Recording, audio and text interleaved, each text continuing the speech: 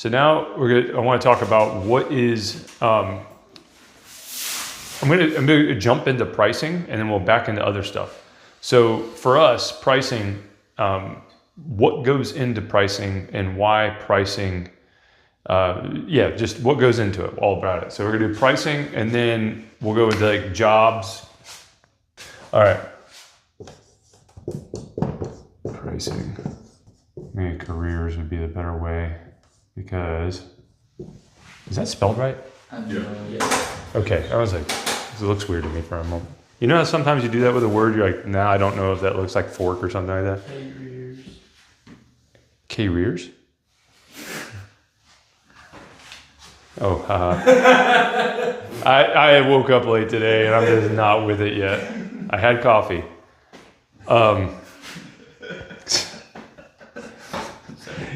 I do that to my family all the time, and you just got me with it. Normally, I don't get caught with that. So, that's how I know I'm going slow right now. I was gonna go with friends.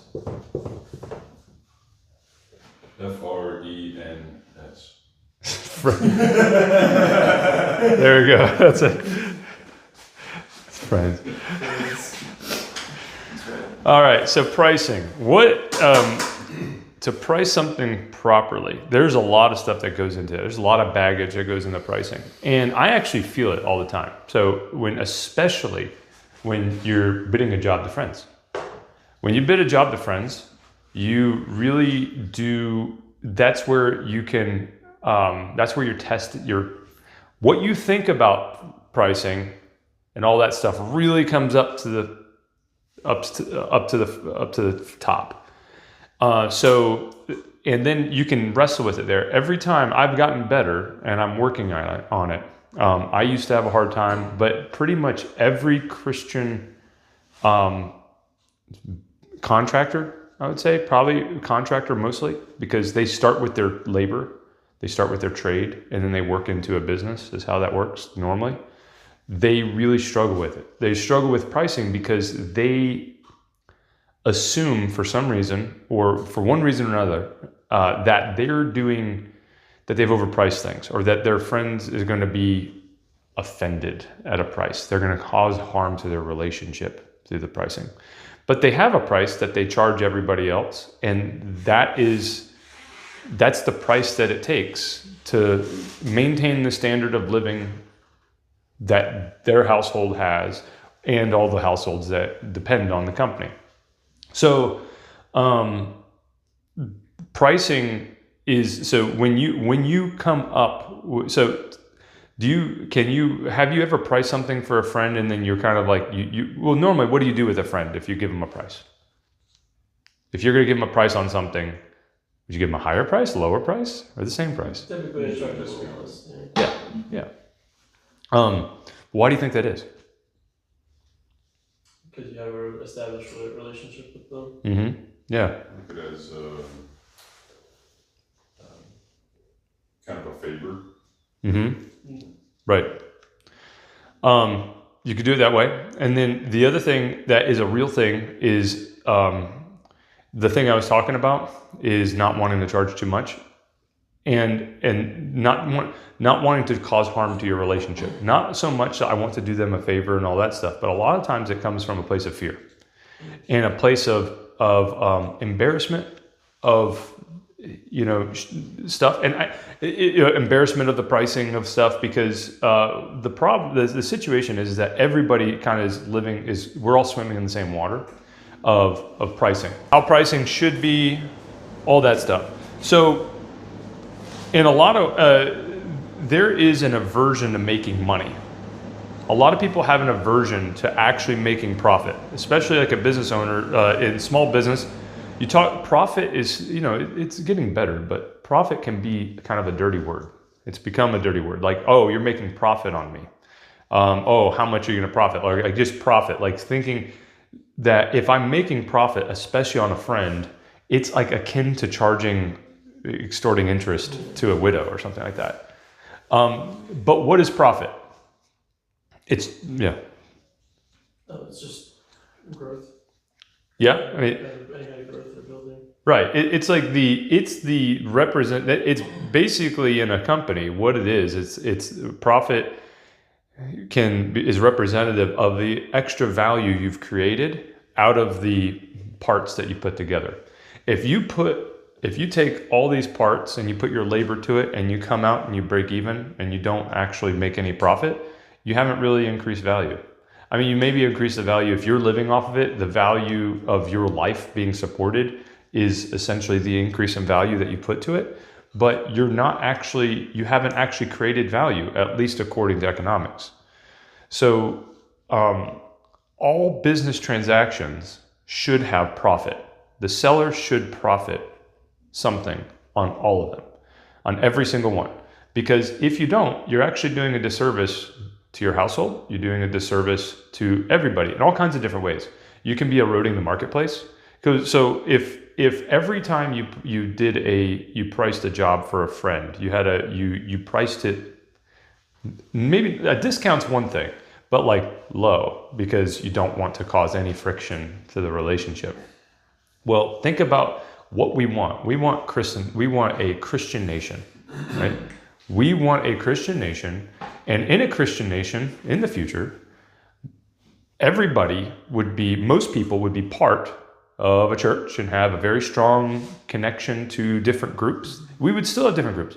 So everybody all the time would then be pricing things cheap, right? If everybody would be doing this thing and nobody could actually make any money. And then you're back to the big problem that the neocons have established in our country, where we need to import immigrants to keep labor costs down, to keep values, to keep our standard of life up.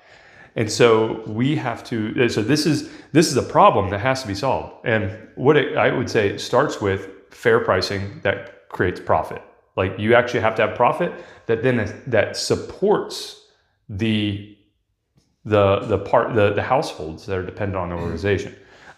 So just thinking about taking our assumptions today and bringing them forward and thinking about them in the future can help us to frame how we should act now. Obviously, you can't, the phrase is thrown around, you can't immanentize the eschaton. But you can, maybe. Let's see what you. Well, I just want to. I don't want to derail too much what you're saying, but I think in addition to having this allergy for profit on the business side, I think there's an allergy to paying on the consumer side, and I think one of the things that I see with the quotes and what you've seen is that there are homeowners and people that need services that have no earthly concept of what fair pricing actually is, with or without profit. You've got people that want to, we're pricing with barely any margin, a project, any margin for profit on a project, and they want something, that's less than what the materials cost to actually do the project themselves. It's like doing the calculus as a homeowner to say, well, you want like a fence or something, and this is $5,000 worth of materials alone, but you want me to price this at like $3,700. Well, that's actually mathematically impossible. Right. Because I can't give you a $5,000 fence. Right. For $3,700. It doesn't work. So I think that there's some sort of discrepancy on the consumer side as well, as far as what actual fair price looks like. Yeah. Okay, you forgot about something very important. There's only two types of business: charity and exploitation. Charity and exploitation. That's right. And delusion. That's the third one.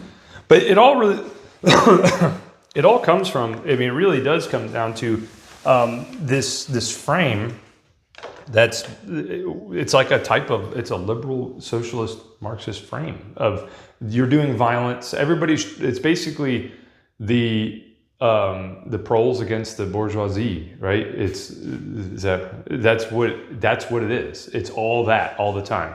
The business owner is the capitalist, and then everybody else is like you're trying to extort them, and you're trying to squeeze as much profit, and they're trying to hold on to as much as they can.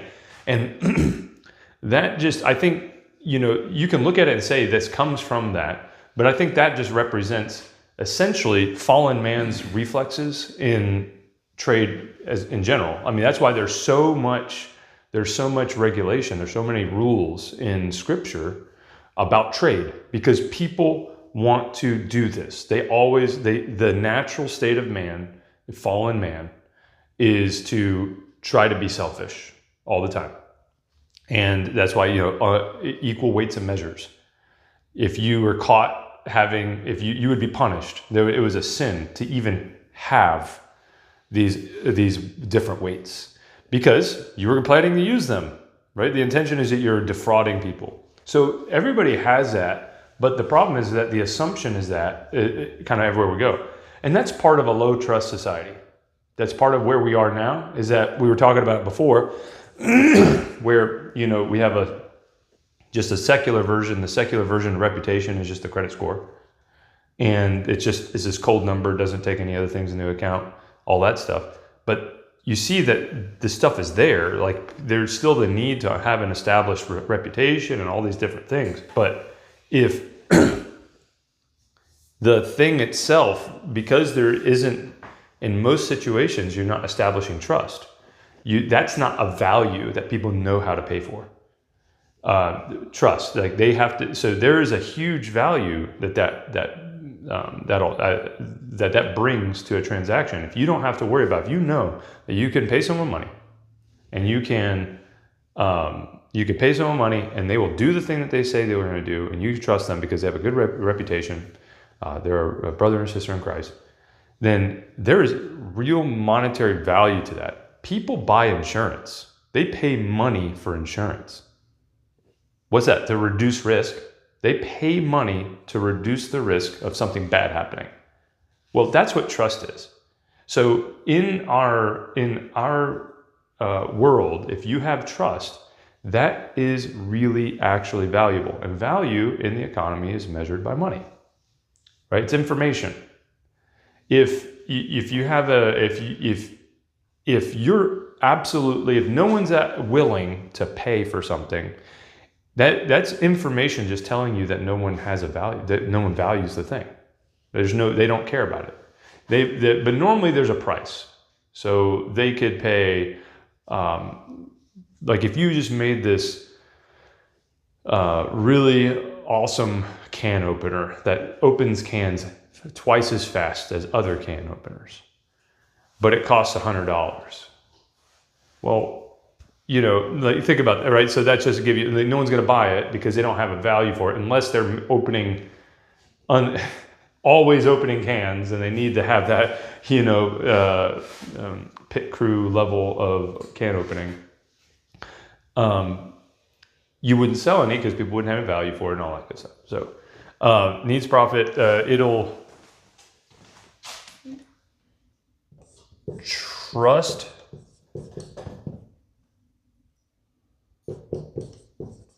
But you can see that because of the insurance thing, that's the thing you can see that shows us that people are willing to pay money for trust, because you trust an insurance company to do what they're going to say, even though you shouldn't. People pay insurance companies that they know are going to try to get out of anything they can, and they're still willing to pay them because the insurance company has money, and at the end of the day, they will do the basic things that they've said they're going to do. They may not do the edge cases. So pricing needs to account for this. This is something. So for Christians to be able to reliably offer a service, they have to work together. They have to do a really good job, right? They have to have integrity. They have to do what they say they're going to do, even to their own hurt, which in some cases costs money. And that translates into cost. So if that then goes into, I would say that will then come over here to, careers. The pricing needs to support careers that support households. The pricing needs to be able to support, so anything that you would have somebody do, anything in the economy at all, needs to at fundamental level have to have the ability to support anybody that would do the work. It needs to be able to support them and their household at the time and stage of their life at that point, whatever it is. So let's say you need cabinets built, and you want custom cabinets built. The custom cabinets require a level of experience that isn't going to be someone that's 20 years old just coming out, unless they are the son of a carpenter that's been trained in this his whole life. You're probably going to have someone that's going to be closer, they're going to be in their 30s, 40s, probably even older, that's really good at what they do. Well, the thing about a 50-year-old man is that he has a household behind him. And so that's what you're paying for. You're paying for the experience that goes into that supports more and more people. And anything that you pay for needs to be able to do that. So that's a good way to think about pricing in terms of hiring it out, is that at the end of the day, people, if you have a bunch of prices and people are doing cheap things, if someone's willing to do something cheap and you need it done and they're whatever, you could do that. But at the end of the day, if you want to support Christendom, if you want to support a Christian nation and a Christian community and the formation of Christian households, right, we have to adjust our pricing. Our pricing has to reflect that in the company, but also our buying of the services, like you were saying, the buying of the services needs to reflect that too. So, like a fence, if at the end of the day, if you build a fence and it's like materials plus $200 a day per person max is what you're willing to pay for. What you're saying is basically the only thing that the value of fence building to you is only guys that don't actually have households, right? Somebody who actually doesn't have a household to maintain, and that's the value of it, right? If fence building is worthwhile, if it's a worthwhile endeavor, it will be able to, at all stages of it, be able to support those men working in it at the stages of life that they are. So right now, at the stage of life that everybody is, you're somewhere on the scale of patriarch, like the patriarch of and grandpa, right? We're not there, but we have households, right? So we're somewhere along the scale, and as you go forward on that scale, the need for income, but the skill and all that increases, right? That increases. And so if a company, when you see a well-organized company, something that is, or an established institution, you're actually seeing this, you're seeing pricing, you're seeing households being supported at different levels. That's where you have management, and then you have executive, all those different things. And that's why you see, as you go up that scale, you see older and older. At the top, you're going to see older men, gray heads. That's what you're going to see. That's what you're going to. That's just how it is, and it'll always be that way. For any long-standing institution. I'm sorry, I said gray heads, and I was just like, old white men. No, they control everything. Oh man, they're even on our money. So yeah, pricing has to support. Let me see here. Support careers. So this is when it comes to So when we're doing our pricing, we will, for friends, we will put a discount. We know what our margins are. Our margins at the end of everything are somewhere around 20 to 25%, and that's everything's done. It's healthy. That's actually healthy. 25% margins are healthy. it's good. When you start going below 20, you start to get, you start to not be, it's kind of the business equivalent of living paycheck to paycheck. And you can, because like your costs are going up with everything you're doing. And if that margin is small, like even if you're doing $10 million, you can afford smaller margins the more revenue you're doing, but it still is, you still have to have a buffer there because your costs can also spike. You know, when you have really high volume, changes in volume can change things, and you have a lot of cost, and you can't just stop the ship all of a sudden. It's like stopping a freight train. Like, okay, well, it's going to take 3 miles to stop now.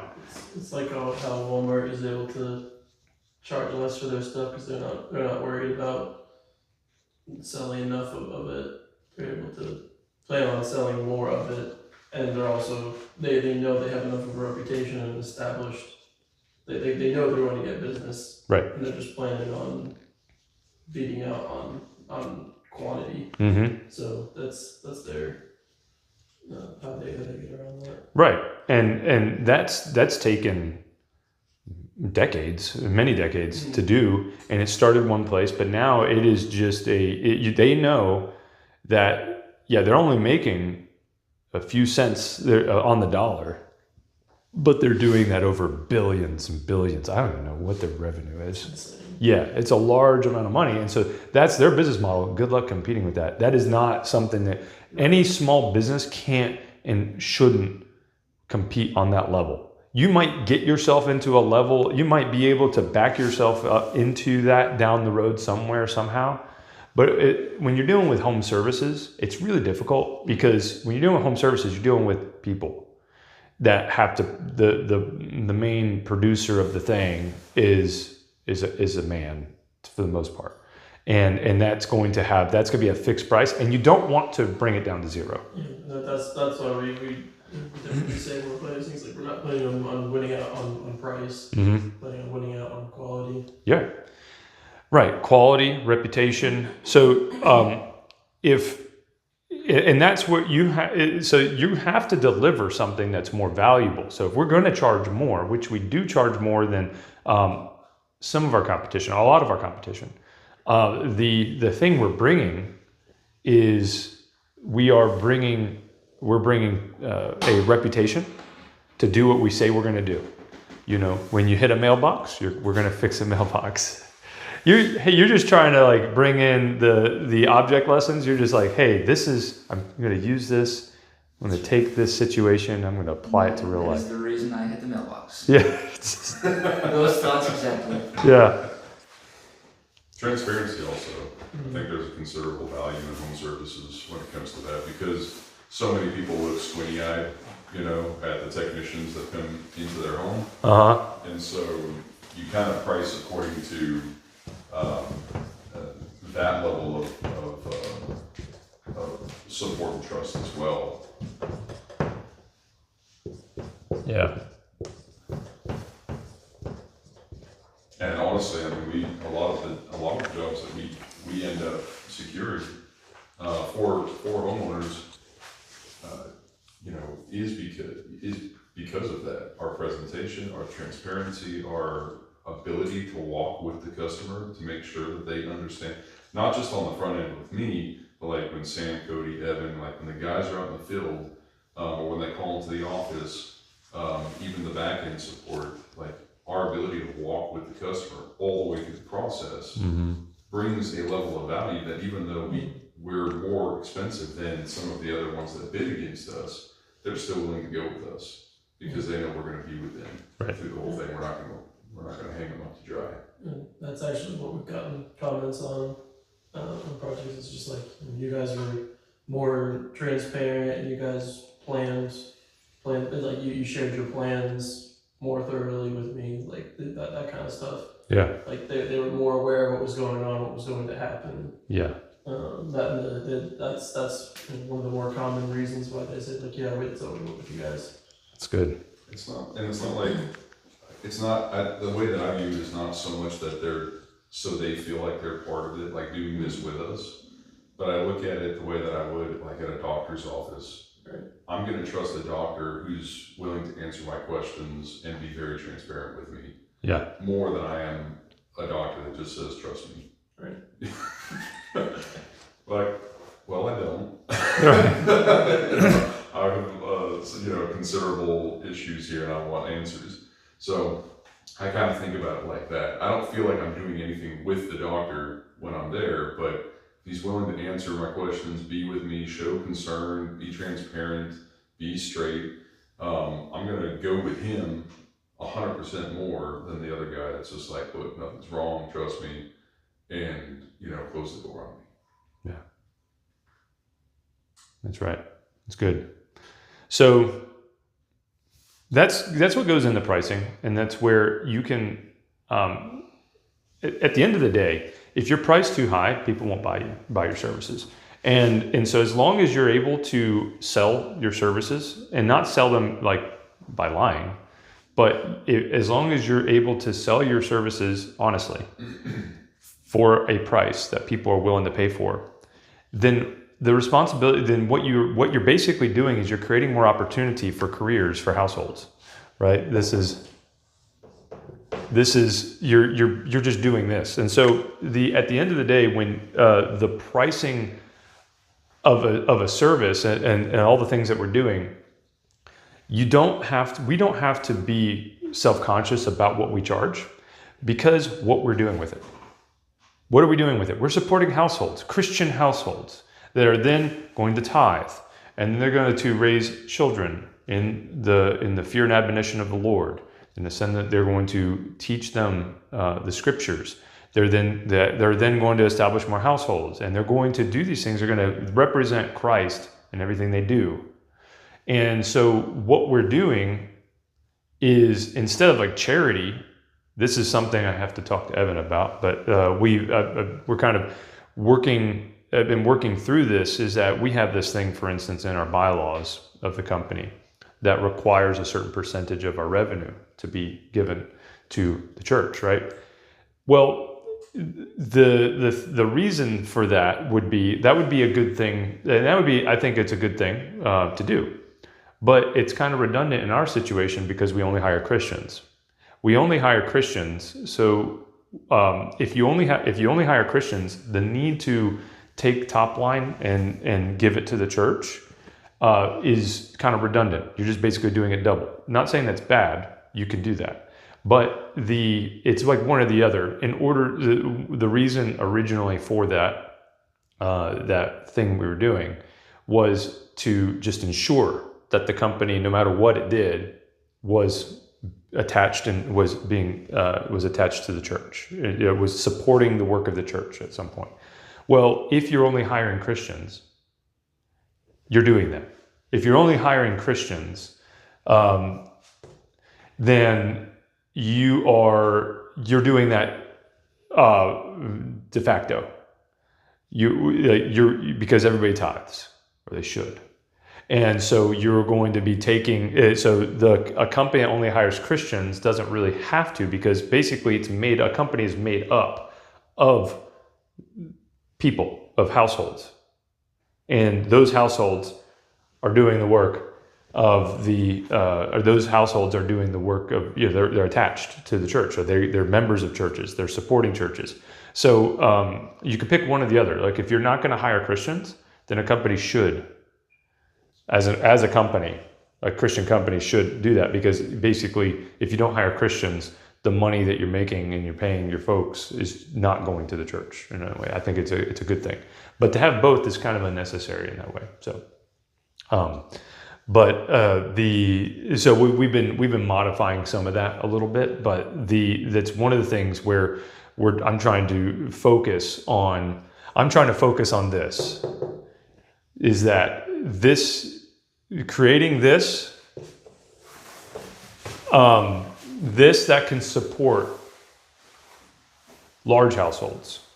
This is what we have to do. This is what we're working on. That's what Kenny's working on. It's on his shoulders to sell. It's on my shoulders to find opportunities to also sell, but to find opportunities for efficiencies and markets and all the things to get more traffic in the door. and y'all to be efficient and good stewards of the time and the machines and all the stuff that we have and the projects we have, these things will create large opportunities. And so instead of the company itself, instead of a company, while there is profit and there's benefit to that, want the households to be well taken care of. So I want my goal in this. So when I give a price, I want to be able, my goal is to be able to charge, to have everybody, to have our pay be not just like so wildly out of a proportion with what we do, but the opportunities that we do, like the opportunity, like the pay is kind of like tied to all the responsibility you have in a way that's able to support you at whatever household level you have.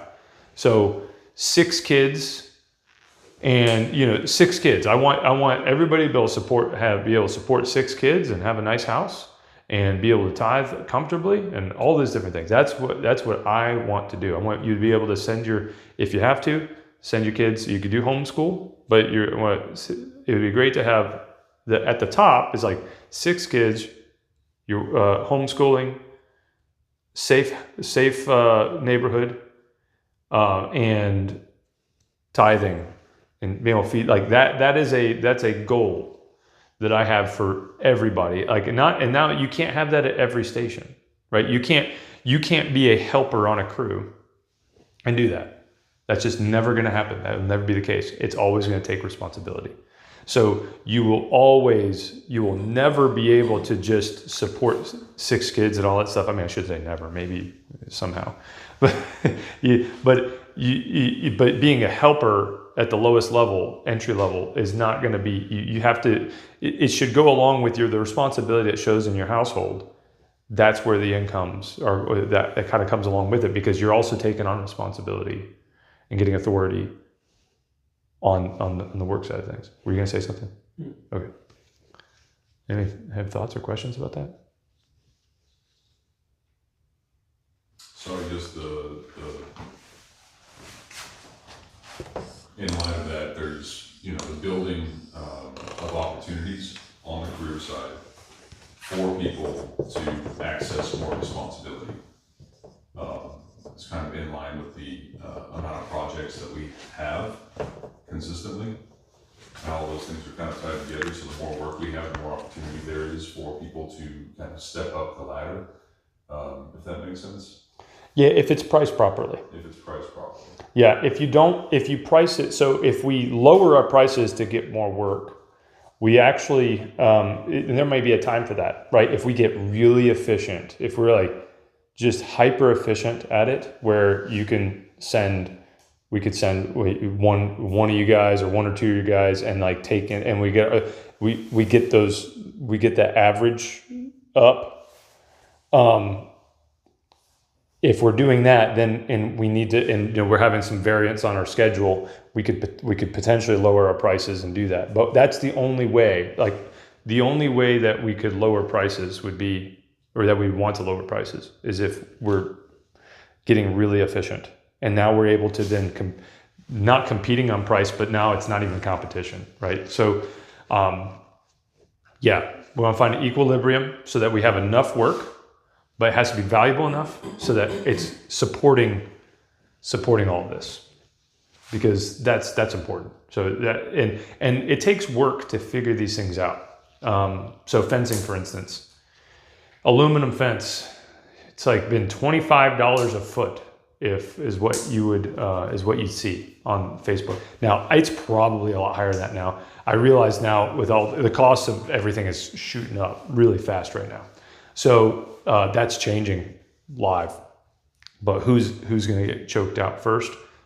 The ankle biters, because they're not going to be able to. They normally aren't very business savvy, and they're just used to being in a rut and just working at basically just doing day labor wages is all they're able to pull in, and they get choked out fast. And so what'll happen as these changes happen, these big swings in cost, it will kill off a lot of the ankle biter. And I mean it like, they won't be able to be in business anymore. and it'll take that out of play. But in the meantime, you're going to come up with really low low prices. But then you can get a lot of jobs. Like you can do a whole lot of fences for $25 a foot, but you're going to lose money because something's going to go wrong. And you have insurances and stuff like that. Like at $25 a foot for aluminum, especially with the I-posts, there's no way to make money on that. It was $7. I think it came out to be, what was left over above costs and everything was like $7 a foot was left over, which was like a 100-foot fence is $700. Like that is crazy. That's tight. It's really tight. Yeah, it's really tight. And what goes, yeah, anything goes wrong, like it's basically, that's why you see a crew, they're all, you know, they're probably all family members. They come out and they're just splitting that money. And it's probably not reporting on taxes or anything like that. Much family too. Yeah, right? They do it one thing. So we will charge, I'm going to look at the math. Now, with fencing specifically, we are not very efficient on it. So we're eating that. We can't pass all that inefficiency back onto the customer. But even at a high efficiency, we have to be able to charge to do that well. Like you see a lot of the guys doing fences, the really good guys doing fences, they are not the young, they're not super young. Well, what that tells you is that people, you can make money. You can make money doing it. You can support a household doing that. That means that there's the successful fence companies are not competing on price. We've seen their prices. We see what they charge. They're going just like with drainage. Drainage is the same thing. We, praise the Lord, have been able to just plow away. We very rarely are dealing with ankle biters. I mean, we see them every once in a while. A lot of times they'll come back afterwards and they're like, yeah, we hired them to do this thing. I'm like, how much did you pay? Of course. Yeah. You basically paid how much it would cost in materials. What time is it? 7:20. Oh, dang. All right. Well, I think we'll wrap it up. I was just going to show it this way one time real quick. 18 to 22, 23 to...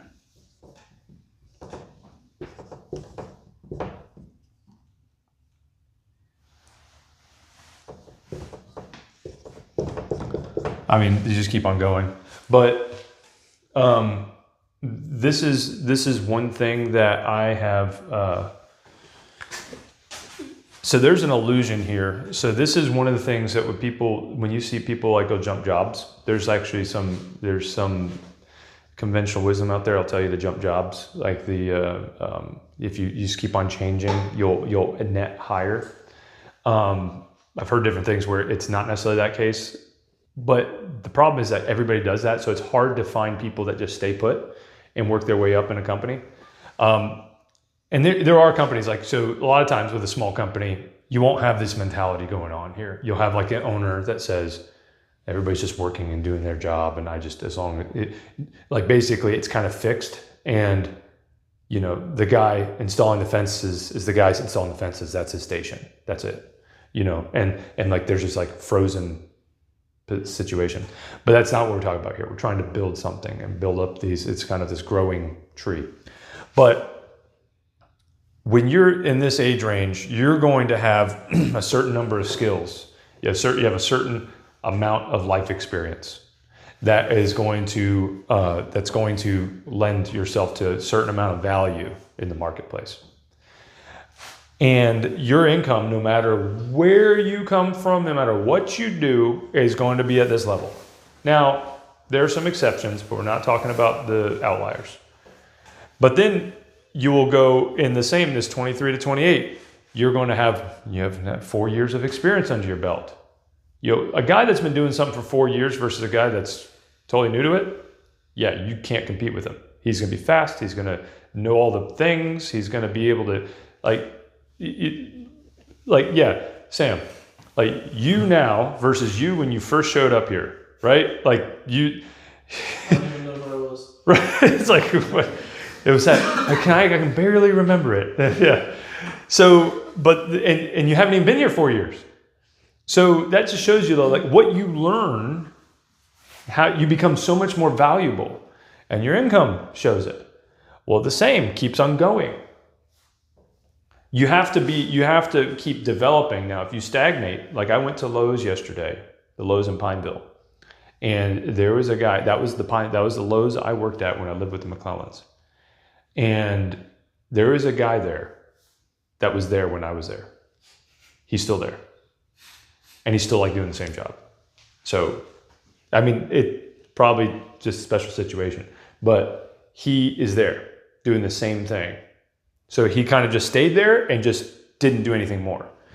You could stagnate. This is kind of what a lot of people do. Like, it's not a lot of people, but sometimes they do. They'll just do this.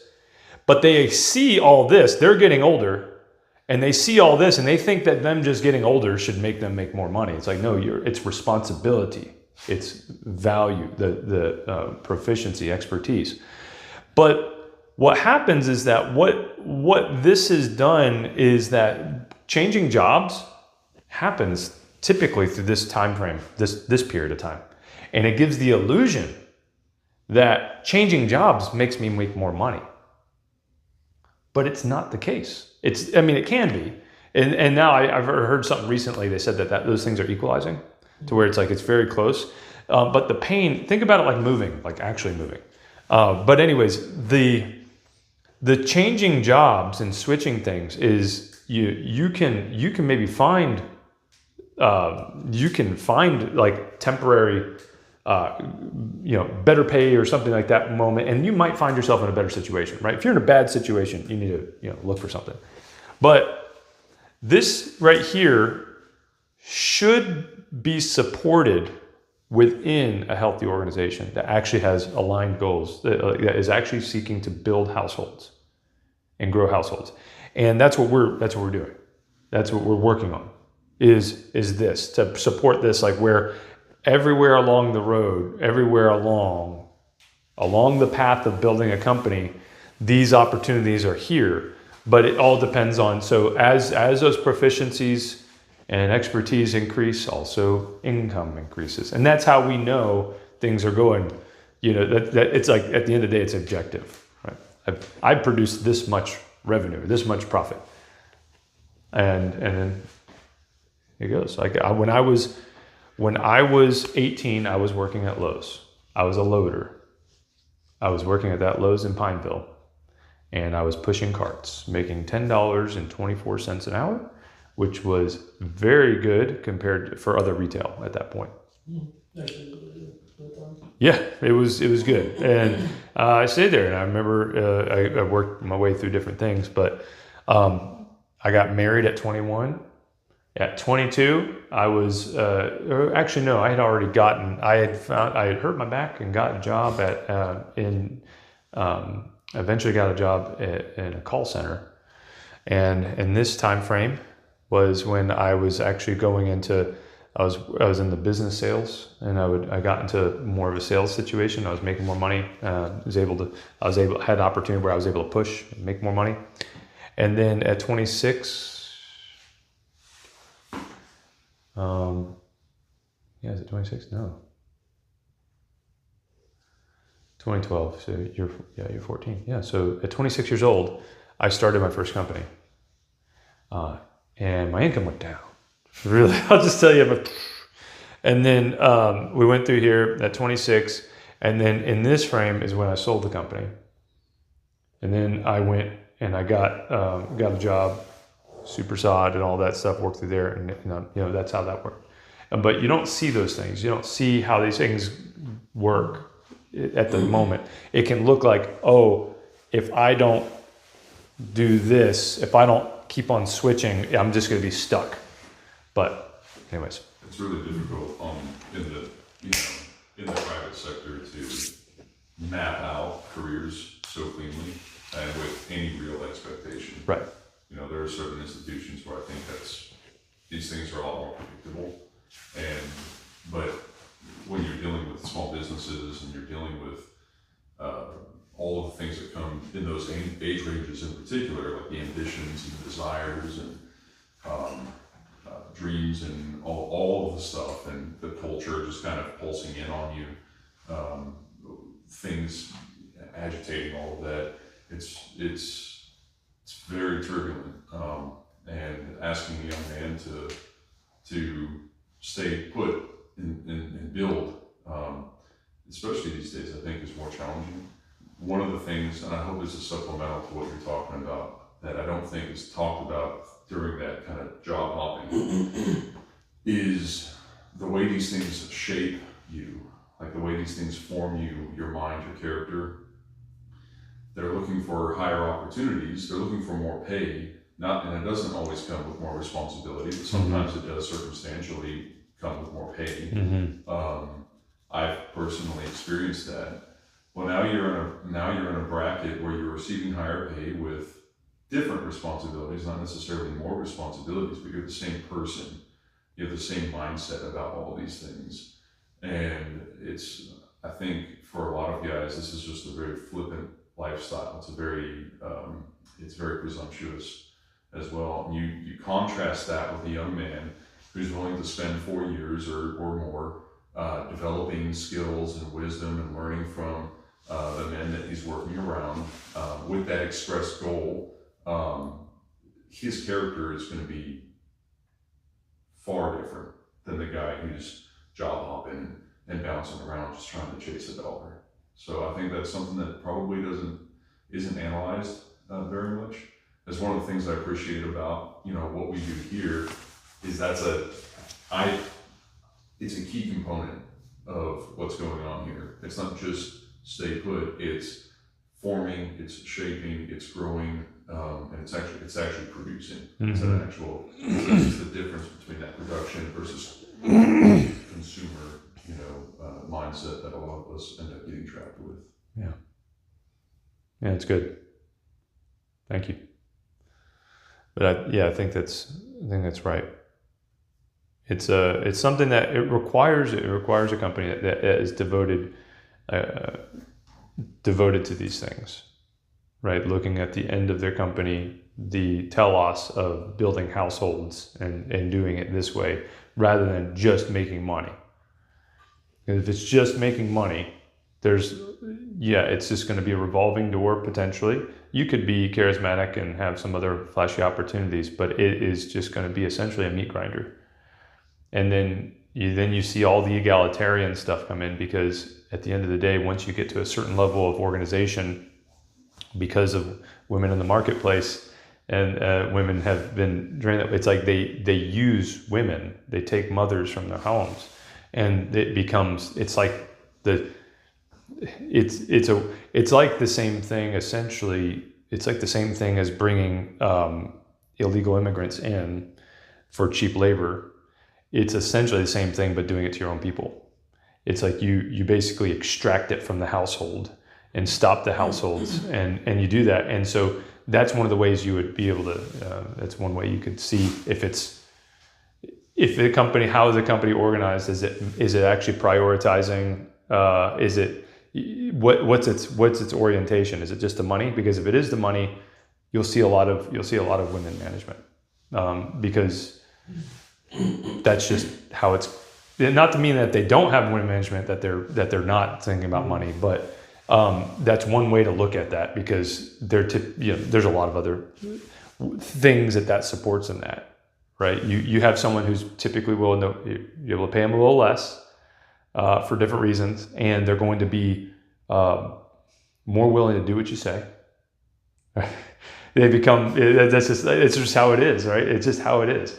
How their frame is. And so you can see the market, households are competing against corporate America and the education system for that. And corporate companies, which are households, are competing for our families. And so we have to make sure that we're providing a way that's healthy, right? So that's one of the things, like when we think about hiring people,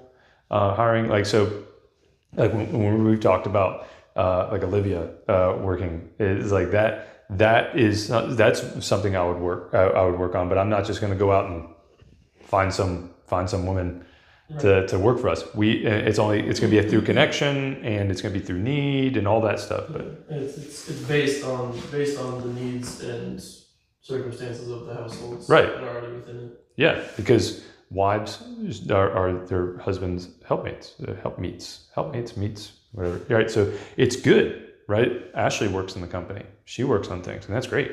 She does things that I do not know how to do. I mean, I technically possibly know how to do them, but that part But has how left. how much easier is it, Right. and how much better do things flow? Like, and that's what you want. We would not be here if it wasn't for Ashley's work. Especially with the first company. Like, it's this company too, but we definitely wouldn't have gotten to be able to sell the company had it not been for her work. Had it not been for her work, I'm not organized enough, and I am not that committed to administrative, like paper keeping or paper trail keeping. It would not have worked. She did it, and with CPA and all that stuff, she kept track of that, and she did a great job, and it allowed us to sell the company for a profit that then set us up eventually for starting this company. And that's just like the story of that it's really important. So that's a great example of a company, a husband and wife working together. Yeah, she's not in here in the meetings and doing all this stuff, but she supports, like, she does payroll, she keeps track of that, she keeps track of the other things, and like all the books, make sure receipts are done, and all that. She's keeping track of that, and we can trust Ashley not to steal the money. We could. Right, and that's important. Like, if you know, that's been a principle. I've known people that have just hired people to do stuff that they didn't know, and as a bookkeeper, and that wasn't like super well established. They were a good price, and they eventually just stole everything, like stole $500,000 over time and stuff like that, because there's no connection to the household, possibly. So there's a much higher level of trust with those in our households. So our wives are, if it makes sense, then there's a place, right? We want to have a place where it makes sense to help, right? So that's kind of the situation. Those are the ways that we would hire. Not the only way that we would hire women, but that's the primary. That would be the primary way that would happen. One of our competitors, I believe they're a Christian company too, and so I'd be interested to know if they have a similar framework that they've worked on, but they've been around for a lot longer.